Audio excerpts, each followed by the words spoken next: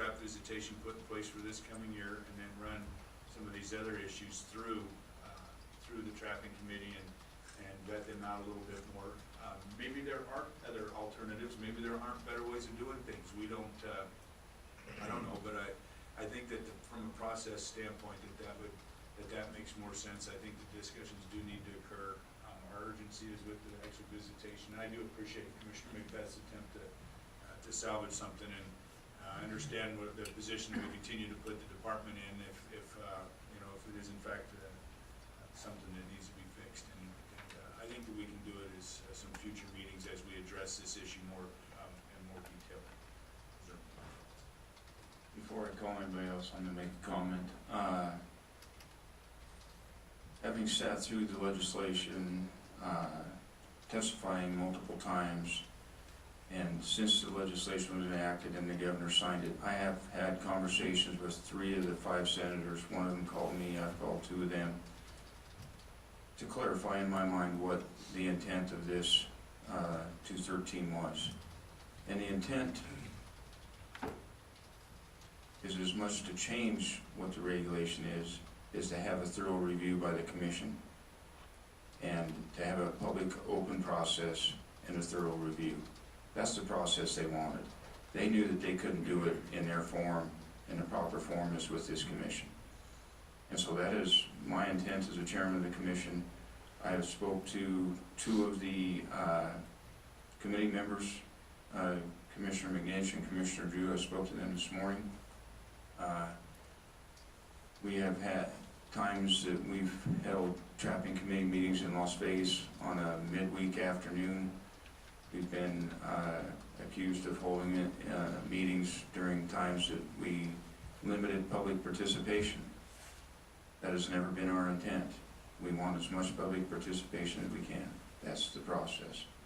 I spoke to Mr. McNinch and Mr. Drew this morning, and my intent and what I want to do at the next commission meeting, which is in Las Vegas, when the commission meeting's over, it's never been done before. We're stacked on committee meetings, but I want to have a trapping committee meeting that Saturday night. It's going to mean staff has to stay another night. It means a couple commissioners has to stay another night. But we're going to hold it at a time till we get maximum participation. It's a weekend night. I want maximum participation, maximum involvement. I don't see any other way to get more than that. I agree that Section 2, the first paragraph, is beyond the scope of what we should be reviewing. It's in the scope of what we should be reviewing, but not without the public process. And so, with that being said, I appreciate Mr. Macbeth's stab at it, but I wouldn't support going that direction today. I believe we owe all sides of this issue an open dialogue and a process where we hear it and become more educated on it and make an educated decision instead of one without having much participation. So that's where I'm at. And Commissioner Lane, I haven't talked to you about a Saturday night. I hope you're amenable to that. Raw's probably looking at me going, boy, I'm staff to that committee. That means I'm in Vegas another night. But I think that's why the legislature gave it back to us, was to run it through such a process and get as much participation as we can. So that's my intent going forward. Commissioner Drew, do you have anything to add to that? No, I guess the only question I'd have would be for Chief Buonamici, and just ask, you kind of heard what I was thinking of doing with the motion. Does that create any sort of issues or delays with the process that we're going to go through to establish this regulation before the season, or with LCB, or with you? For the record, Rob Buonamici, no, that doesn't pose any issues. We're not expanding on the regulations, so LCB shouldn't have any issues with we're going beyond the scope of what's already in the regulation.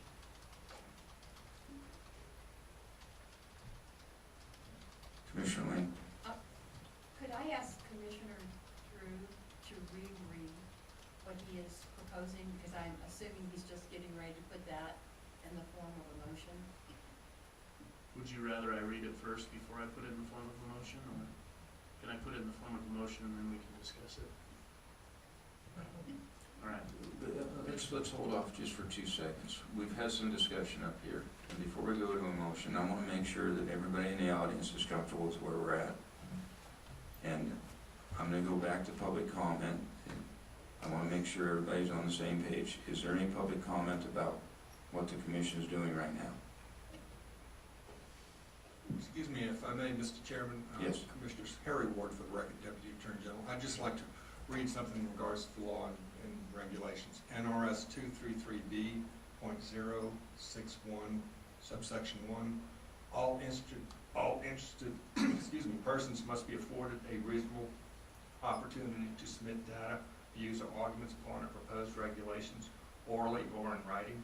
And then under section 2 on the NRS 233B.061, section 2, before holding the public hearing required pursuant to section 3, an agency shall conduct at least one workshop to solicit comments from interested persons of one or more general topics to be addressed in the proposed regulations. And that's just basically what the process is when we have regulations. And I'd just like the record to reflect that. I think this board has touched on that. Thank you.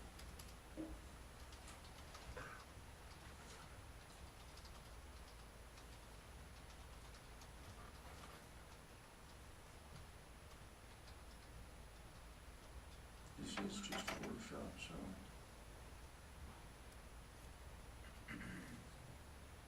This being a workshop, we don't have an action to go forward. Thank you for slowing us down. That's why you're here, I guess. You just earned your keep today. But with that being said, I was going down the path of, is there additional public comment? Does everybody understand what the commission has discussed today? If there's questions, I want to get it out right now, Dr. Moldy. Mr. Chairman, Don Moldy here. Could you clarify the workshop? I'm not sure I understand the implications of what the Dyer just said. As compared to what you were proposing prior to his comment, is there any, are we still talking about a Saturday night meeting in Las Vegas or not? I missed that. I don't understand what that means. Yeah. Thanks, Mr. Chair. Don, I think it was just for the trapping meeting. I think that the trapping committee intends to have a meeting at some point in Vegas after the commission meeting in Las Vegas. So that didn't have anything to do with this. That would be more pertinent to a broader discussion on the visitation stuff. So Well, you outside of the mentioned, workshop process. you mentioned workshop. You weren't planning on passing a regulation on Saturday night after the commission No, meeting, I know. obviously. So that would be a workshop then, or am I missing it? No, this is a workshop today to discuss what the proposed regulation is. We've had Oh, discussion now. okay, so this is the workshop. Yes, this is a workshop. We cannot take action today because it was workshop and not Yeah, agendized okay. as an action item. Okay. We will take action before we have a committee meeting. Yes, on a portion of On a what's been portion of it. presented to you today, but it would maybe be another workshop to Yes, follow the end of the commission meeting in Las Vegas. That's basically what you're talking about. we will have a committee meeting to discuss future regulations, discuss what the commission is proposing to admit from the regulation and look at it in another venue. Yeah. Look at the urban interface issues that was brought up in legislation and part of the legislative intent, and look at anything else we need to change. But we're going to run those through an open public process. And I believe Saturday night was going to work the best for everybody. I love Las Vegas on Saturday night, what did I say? I can think of a lot better things to do in Las Vegas on a Saturday night than have a traffic committee meeting, but Well, listen, no, I just want to thank the commission for your interest in moving ahead on this issue. It's been many years coming, and I guess it took a little legislative prompt to get it going. And we're, of course, impatient since we've been beating this drum for decades.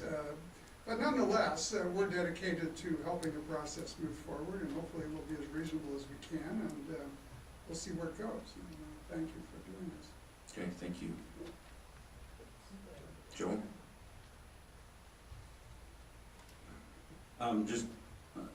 We have been beating this drum for decades. It's been before the commission before, and I'd like to make sure everybody realizes that. One question that I have, trapping season opens on October 1. how soon can I tell my guys that we're going to have this stuff in regulation before the season opens? We will have, since this is a workshop today, it'll be agendized as an action item. What is this, what's the date of the September commission meeting? September 20th and 21st. Yeah, so, we're pushing. You know, we wanna get things to you so you guys can act, but we don't wanna move too fast and make mistakes. It's a double-edged sword that we're trying to deal with. We do need to have a visitation rule in there, and we will have that prior to the traffic season. And it will not, in my mind, change from what you had last year.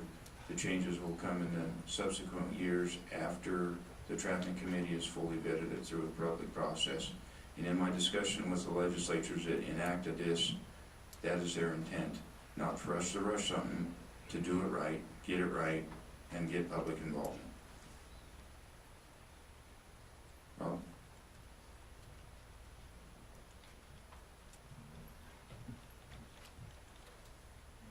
For the record, Rob Buonamici, Chief Game Warden, if I may, just real quick, process is going to be workshopped again in September.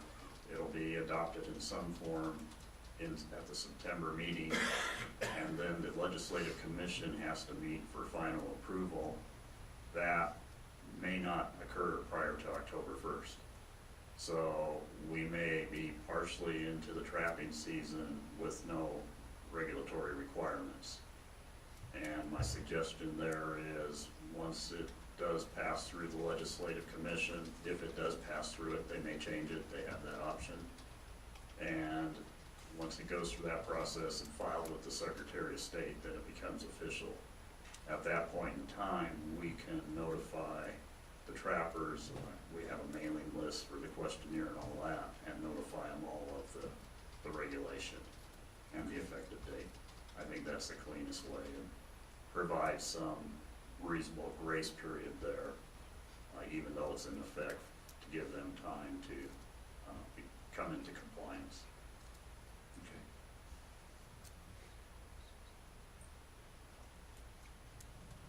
Come up, Trish. Here's Swain. I remain concerned about the composition of the trapping committee. I didn't know that they were going to be meeting that soon. And I would like to address this question of having someone who definitely represents TrailSafe and is not wearing two hats as a commissioner and as a person with a humane record, but also someone who represents TrailSafe officially. I'll address that on agenda item number 22, the committee assignments. When will that be? Agenda item number 22, I cannot tell you what time that's going to occur, but it will occur today. Okay.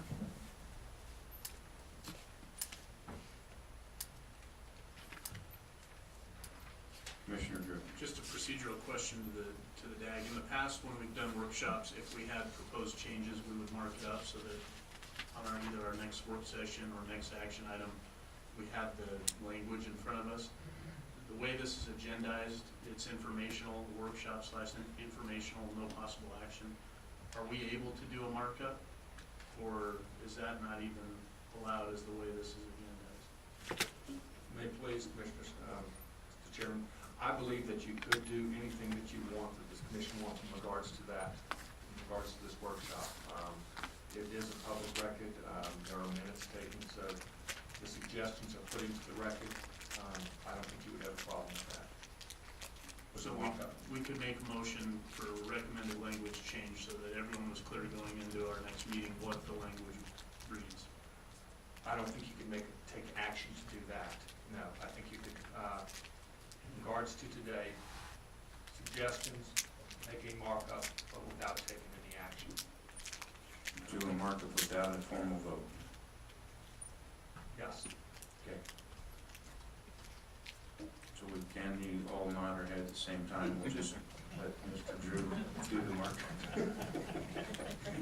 So it's clear on the record, the recommendation that I would have is to strike the first section of the first paragraph in section 2 completely, replace it with the language in section 3, So it would read, a person who is required pursuant to NRS 503.570 as amended by Section 5 of Senate Bill Number 213, Chapter 231, Statutes of Nevada 2013 at page 1002, to visit or cause to be visited a trap, snare, or similar device shall ensure that a trap, snare, or similar device is visited at least once each 96 hours.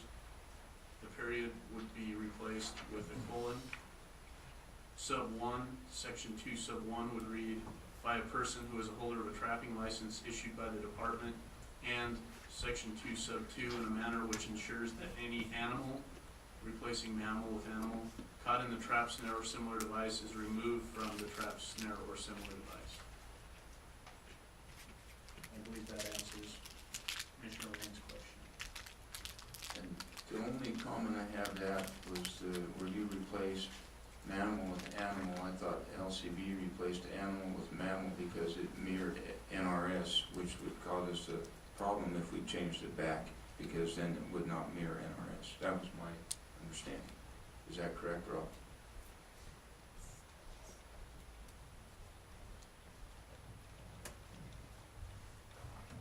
For the record, Rob Buonamici. Yeah, that's my take on it, but I would recommend that we change it to animal and have that discussion with LCB. If they insist that it remain mammal, you know, so be it. But I think we need to address the issue of birds. If a bird's caught in trap, an eagle or what have you. What if we left mammal in there and did animal/mammal, then you're double covered, and we do not go against the intent of NRS? We can try that. I guess my recommendation maybe would be that, Rob, before the next meeting, we talk to LCB about what we can do with that language, because it seems all-inclusive to have animal, just as you mentioned, and I think it's more consistent that way. Commissioner Lane. Mr. Chairman, since this is an informational issue, I just want to make sure that we're going to deal with it this way, but the trapping committee will look at the issue of defining visitation in its future, in its meetings. That we will try to look at better defining the term visitation as a part of the meetings being held by the trapping committee. It will be part of the discussion. Whether there's a change made, I can't guarantee it, but it will be part of the discussion.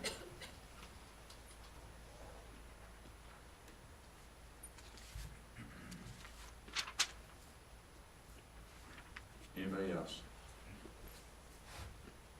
Okay.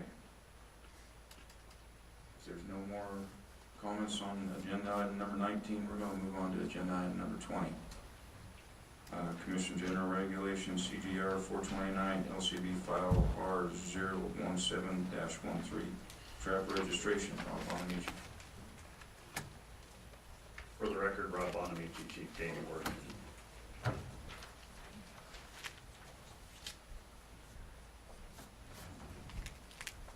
LCB File Number R017-13 addresses the provisions of Senate Bill 213, again, the requirements to determine how basically a trap is to be marked. That was left up to the commission. So the language that was developed under Section 2 is the body of it. The department shall issue registration numbers beginning with NB0001. That's current language. Each registration number must is struck. And then it goes down to A, must be permanently assigned to the person to whom the department issues the registration number. B is non-transferable. C, must be clearly and legibly stamped. 1, on the trap, snare, or similar device with a stamp that is at least 1/8 inch in height and width. We're suggesting, after reviewing it, to potentially insert in number sub 1 there, on the trap, snare, or similar device or tag with a stamp. Insert the word or tag after device. because as you'll see further on, there's an option of a tag.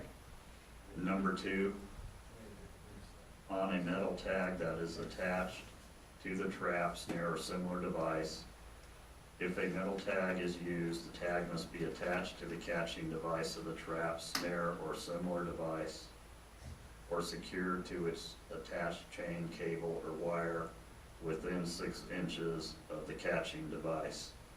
Our intent was to have that within 6 inches of the anchor point, as opposed to close to the trap. Number 3, each trap, snare, or similar device must bear only the registration number of the owner of the trap, snare, or similar device. Any other registration number must be stricken, obliterated, or removed from the trap, snare, or similar device. And for the person to whom the department issues a registration number pursuant to this section shall enter the registration number on his or her trapping license. So that's the body of the regulation. Any questions I'd like to answer? Commissioner Lane? Chief, I want to ask a question because there was a lot of discussion about this term stricken, obliterated, or removed. And the question was asked at the CAB meeting that if an X was put across current numbers that were on the trap, if that would constitute being stricken, obliterated, and that's my question to you. Yes, that is our intent, to just obliterate it, strike through, exit, grind it off, however the trapper wishes to do it, so it's obvious that if there's 3 numbers, different numbers on there, which one is the appropriate number.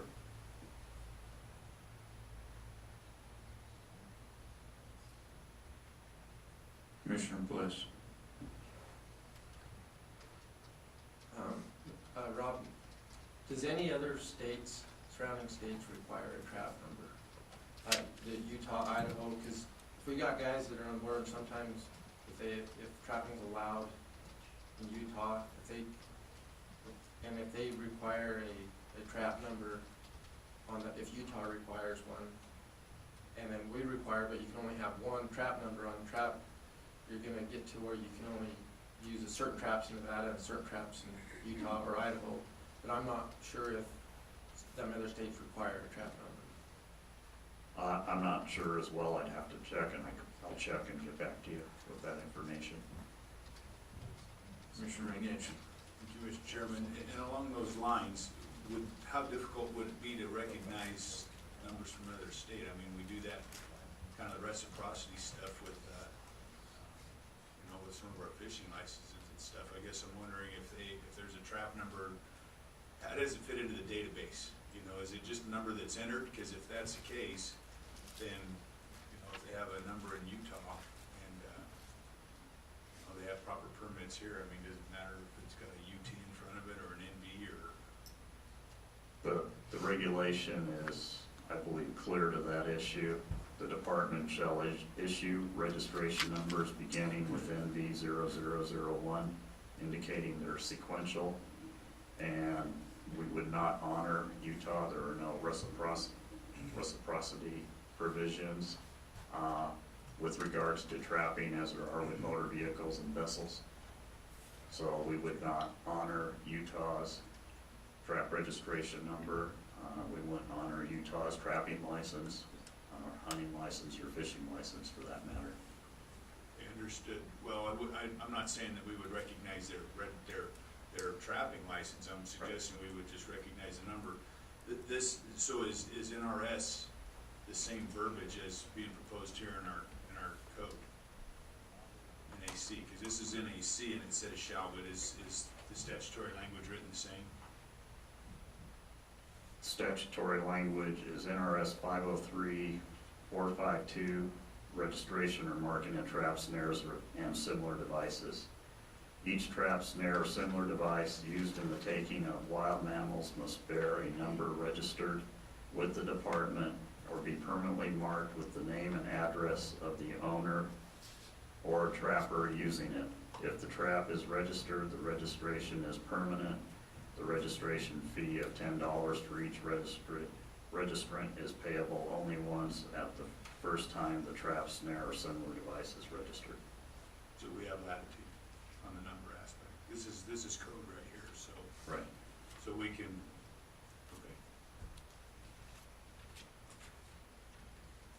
Commissioner Bliss?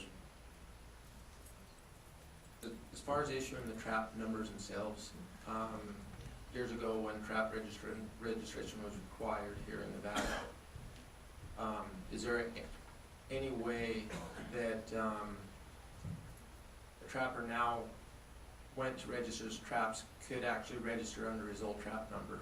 Do we still have that capability of retrieving those numbers? We have to double check with license, but I believe if they haven't been reissued, those numbers are permanently assigned to that individual. So if there's a trapper that had a trap registration number in the 70s, for example, that number, I believe, would still be on record. Mr. Sefton and maybe they can tag team and give us the answer. About Don Sefton Systems Consultants, about 9 years ago, I think, or 8 years ago, we got a list of trap numbers from Endow that were from inception. I have folks out there who are deceased, who were born in 1910, that have traps registered to them. So, to my knowledge, we have a very complete, if not entirely complete, list of trap numbers going back historically. Okay, thank you. Commissioner Drew? I guess my question for Chief Buonamici.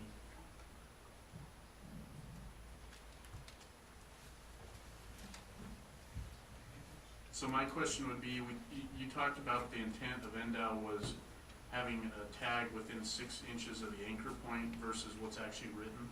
Correct. What's the reasoning for having it 6 inches from anything as opposed to simply having it somewhere on either the trap or the chain? Quite honestly, that was game word convenience. So it's more likely to be visible 6 inches from the anchor point, not always. But we're agreeable to basically anywhere on the chain as well. I mean, we can make that work. And then the only other question I had, in terms of sub 3, where we talk about each trap, snare, similar device must bear holding one registration number. I'm trying to think how that would work if you had someone with multiple traps with different registration numbers.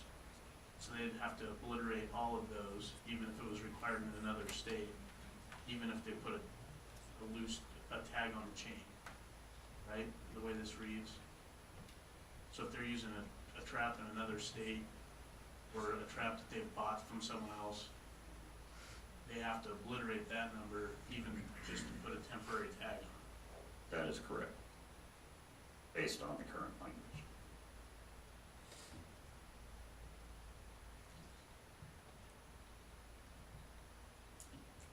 Commissioner Lane? In response to Commissioner Drew's question about at the anchor point as opposed to the catching device, there was a big discussion at the Clark County cab, and my understanding is that if you put it close to the catching device, then it's more likely you're going to have to disturb the trap in order to see the tag, and that's why the desire to move it as far away from the catching point as possible. For the record, Rob Buonamici, just a point of clarification. Unless we have reason to believe, unless the trap's illegally set, or we have reason to believe that it is not registered, we don't disturb the traps. So we aren't going to go disturbing traps, digging them up, looking for a number on the pan or what have you. If everything is legally set and we have no reason to believe that there's a violation of the registration law. Mr. Bliss?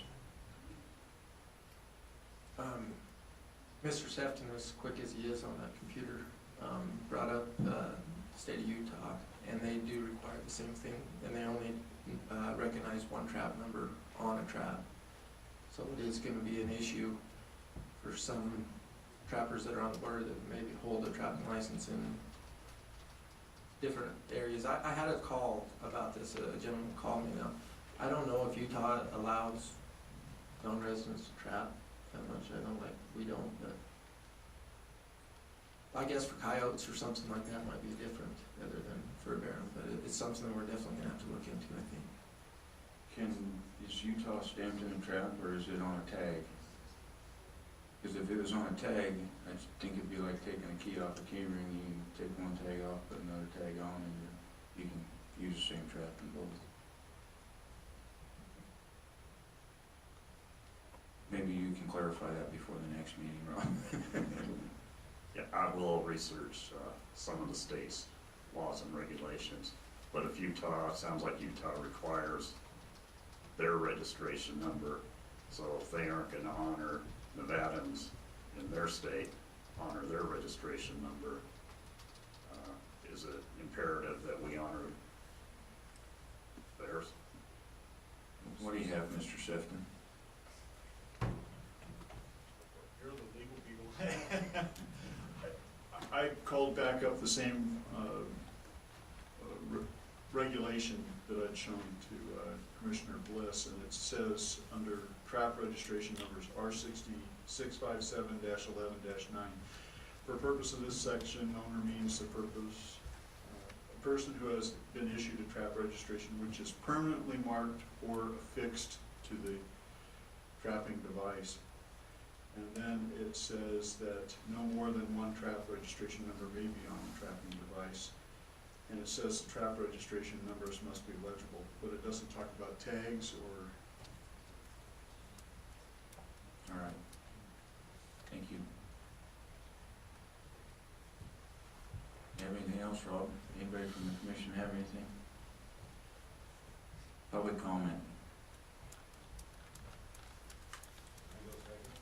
What's that? Can I go second? I don't see anybody going first, Joe, so we don't have a choice. Rex will go first. Steve, you can go second. Fine. Rex Flowers, on my own behalf. On this application for registering the trap, snare, similar device, it's from any office or department. I might suggest in today's world, they have the ability to do that online electronically rather than just in person from an office. Okay, Joel, you're second.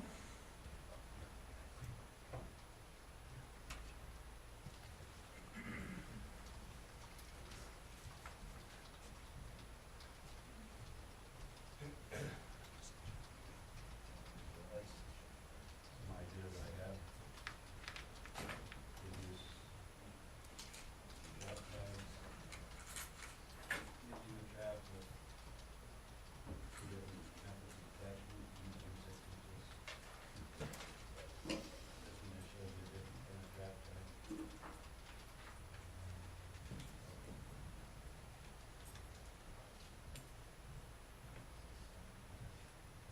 For the record, Joe Blake's from the Nevada Trappers Association. I'm probably gonna need my 6 minutes here. I think you're gonna find this is an ugly law. We've done it before, but we have to do it again, so there's gonna be a lot of confusion. I think that I have some recommendations that might clear that up. The first thing I would do is say that we give the trapper the choice of how to mark their traps. Either stamp it, use a tag, in any manner that that number is legible. If it's not legible, then write us a ticket. We would propose that there only be one NV number stamped on the trap. And if we choose to have more than that, then a tag would trump that with another NV number. There's a reason behind that. There are a number of guys that have told me that they've inherited traps from their dads and their grandpas, and they don't want to obliterate those numbers. I think that's a legitimate concern, and they should be able to trump that with a trap tag. With that said, there are a lot of flaws with trap tags. There are going to be innocent people lose demerits and get tickets because of trap tags. If you look at that one trap, there are 2 tags on it, one within 6 inches of the chain where the tag is just hanging out there. And I took a pair of pliers to it and kind of messed it up so I could show you what would happen if a coyote started chewing on it. It would be fairly easy for that number to be obliterated by the animal. Even though a guy started out legally, he could end up illegally. And I would hate to see guys getting cited for that. The better way to do it is on the end of the chain where it's wrapped around. It doesn't put something shiny and flashy out there to draw the animal's attention. It's also wrapped around there and it makes it more difficult. Now that's going to be inconvenient for the wardens because they're going to have to unravel that to look for a number.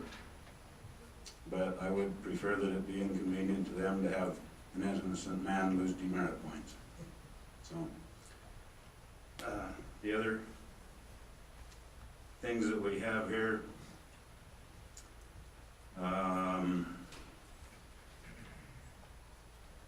the language makes no sense when it comes to snares and box traps. For instance, this is a snare. If you assume that that tag is where my fingers are, okay, that's 6 inches from where it is. And that loop closes, all of a sudden we're way beyond 6 inches.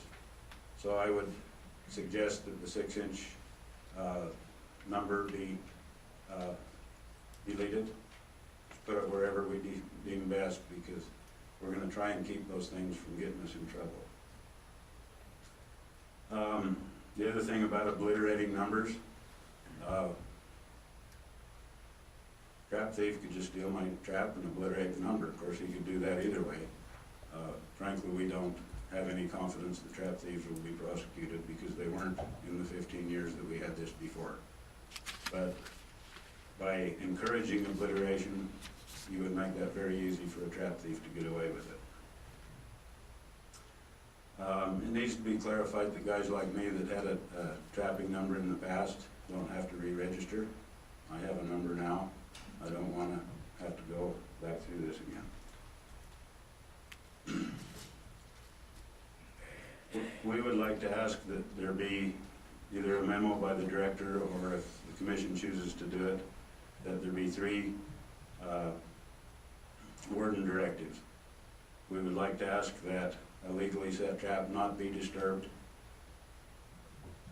to look for tags. I don't think there's any reason for them to look for something, and Rob just said that that's not a practice that they do, and I'm glad that that was said in public. So it's illegal to disturb a legally set trap, and I would like for them to honor that same law. We would also like a similar memo that any traps that are not set and say they're in the back of our truck, that we don't go pawing through the traps looking for numbers. If they're not set, they're not in use. There's no reason to look for numbers. That was an issue back in the day when we did this thing, and a lot of guys had a problem with getting human scent on traps, looking for numbers. I think this should be an extremely low level violation, and you know, there should be some consideration. I'd also like to ask that there be consideration to the fact that this is likely to go into the trapping season, just the same as visitation. And if the wardens pick a guy up on the first violation, I think they ought to give him a warning and not a ticket, just because of the timing of this. There's going to be a lot of guys that don't even know this is going on. So once again, you're going to have an innocent man getting, you know, screwed over the deal. And I think Rob's okay with that. I've talked to him and Mike McCusker. But I'd just like to get that on the record. So anyway, if you got any questions or anything like that, I'm here. I do have one question for you. You allowed the commission an opportunity to see multiple tags on traps. Since you afforded that opportunity to us, if anybody in the public wants to view those traps today, are you amenable to that? Sure. Okay, I just wanted to make sure that if somebody approached you, it was good, and if, you know, I don't want to preclude somebody in the audience from seeing something the commission did today. Absolutely, I just wanted to show that our vulnerability to having that tag hanging off the chain versus having it wrapped up or some other method. Okay, all right, thank you. Commissioner McNish. Joel, don't go anywhere for a second. I have this vision of, numbers being permanently stamped into the body of the trap itself, and I have this vision of them being worn so thin because they change, people saw it. How often do they change hands? How often does that number have to be replaced? I mean, Well, it never has to be replaced, and that's the flaw in this law. I never agreed with this law. I still don't. It's a bad law, it's a terrible law, but I agreed to it. To answer your question, how often do they have to be changed? They don't have to be changed. I guess that there seems to be an aversion to putting them into the body of the trap, stamping the numbers. Well, that requires a guy to buy a set of stamps, which, okay, but also, you can buy these tags that are made, and particularly with the time frame that we're looking at, that's gonna be necessary for the guys that wanna get going trapping. Most of the guys are gonna wanna start November 1st. We're creating a market for 100,000 of these tags. I'm not sure that the suppliers can come up with it, but for me to stamp 300 traps, that's 1,800 hammer strokes. So there's some aversion to that. A lot of guys would prefer to just buy a tag and wire it on and not spend 5 days doing this. So it's not I guess the real question is, it's not like you're reselling your traps all the time to somebody else. Oh yeah, I've got over 350 traps out with my number on them that I no longer have control over. I never said this was a good law. It's a terrible law.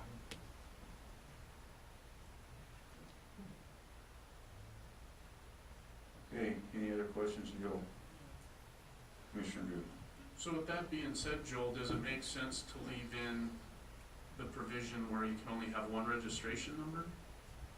And the others have to be stricken, or? No, I don't want to have to strike anything. I just want to say that if there's something stamped in the trap, we have the option of using a tag to trump that. If there's a tag on the... So the affixed, The tag trumps anything else. You have the choice of either stamping it or tagging it.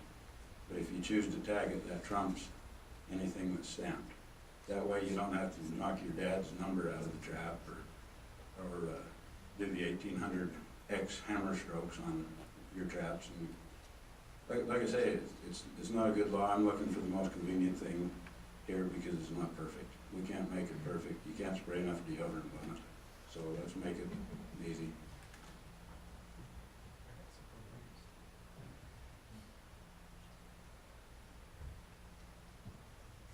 Mr. Bliss.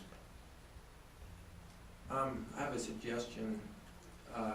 What would happen if the tag, or is it in law that said it has to start with an NV and then 001? Could it be like a NV3 and then 001 or something like that, to where any tag that has NV3, that's a requirement by what this law is, and it would supersede any other NV number that was on that tag? There was a big question about that back in the day. There were guys that had, each county started out with, like White Pine County where I originally registered with, started with a 2-1. 2101, 2102, 2103, that type of thing. So, Washoe County I think was 00.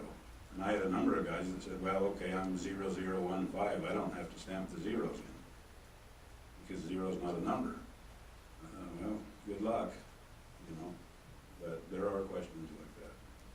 We could reissue as NV 1, 2, 3, 4, 5. That'd be fine with me, but do we have time? Yeah, I understand the time crunch here, but what I'm trying to get away from is if we could create a number that would supersede all the other numbers, that way you didn't have to strike a tag.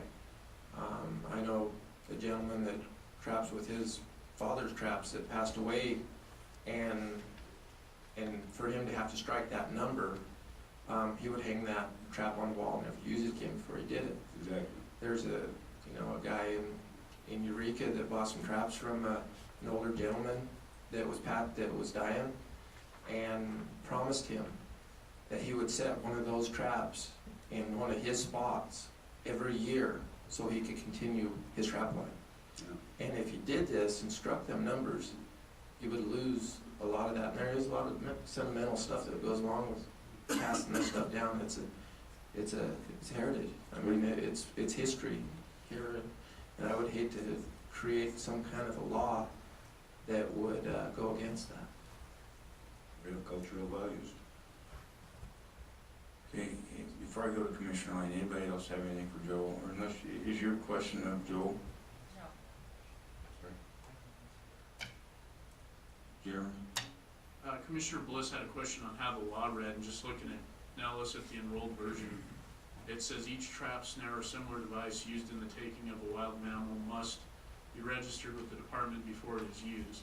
Each registered trap, snare, or similar device must bear a number which is assigned by the department and is affixed to or marked on the trap, snare, or similar device in a manner specified by a regulation adopted by the commission. So it didn't, I don't think it specified anything starting with an NV, or I don't think it prohibits having a stamped number and a tag, the way I'm reading this.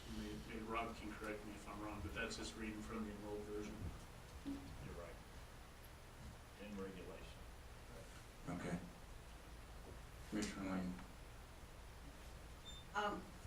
I guess my sense on this is, and I appreciate what Commissioner Bliss said, but this is a business. The tags are a cost of doing business. You know, if you want to put your father's trap away, I think that's fine, but what we're trying to do here is to try to find something that this is really an issue for the game wardens who are trying to enforce this particular regulation. So it seems to me, I'm going to listen to what the chief has to say, and I'm assuming that we've made some changes trying to deal with this issue. When I asked the question about, if you place an X over that old number, and I was told, yes, that would be fine. So, I mean, it seems to me that, I'm sorry that the trappers aren't happy with the statute, but it's here, and I think what we're trying to do right now is try to resolve some of the issues in terms of making this the easiest for the game wardens to try to figure out how to do this. And I think we've listened to the trappers as well, and we've made some changes, it seems to me, already on the basis of what they're looking for. Jesse? Jesse Lyon, Churchill County. I was talking to Rob in subsection 2, the department shall issue registration numbers beginning with NV 0001. The numbers that are already being handed out, at least by the Fallon office, don't look anything like that. They begin with a T. So I just wanted to bring that up. Okay, thank you. Mr. Dixon?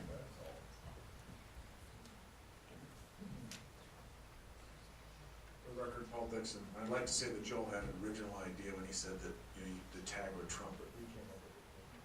So he's just taking good advice from our cab. I do appreciate Commissioner Lane and the commissioners who come to my meeting, because she's represented most of the things that we discussed at our meeting and those things. But from my perspective, I believe that you have to have a fixed number on here, and I feel that it's up to the trapper, and our board felt that it was up to the trapper where that affixation should go, and that specifying any sort of distance from either end or anywhere in the system, it has to be an affixed number on there. It has to be a unique identifier number. And we also felt very strongly that if you had a tag on your trap, that tag was there. If that tag gets chewed off, gets lost, it's in the back of your truck and you haven't established one yet, and you have another number in your trap and it's not legal, you get a ticket. It's just that straightforward. If you have traps and you put them in your truck you fix the tag. Or you permanently stamp into your trap what you're gonna have. I'm not sure how you carry forward the old trap numbers because of the various numbering schemes that we've had over the last X years. I mean, a lot of trappers stamp stuff, like John Sullivan on my board stamps his traps, not because he had to register them in the past, but he stamps them to make them uniquely identifiable to himself. So he knows if somebody's taken one of his traps, it has a unique identifier on it. And we've had instances in southern Nevada where people have stolen traps, and law enforcement came out and we actually caught those people and they were prosecuted for stealing traps. So it happens, and I think having unique identifiers is not a bad thing on a trap, but I think it should be up to the trapper, and my board felt the same way where you put that. Thank you. Mr. Bruner?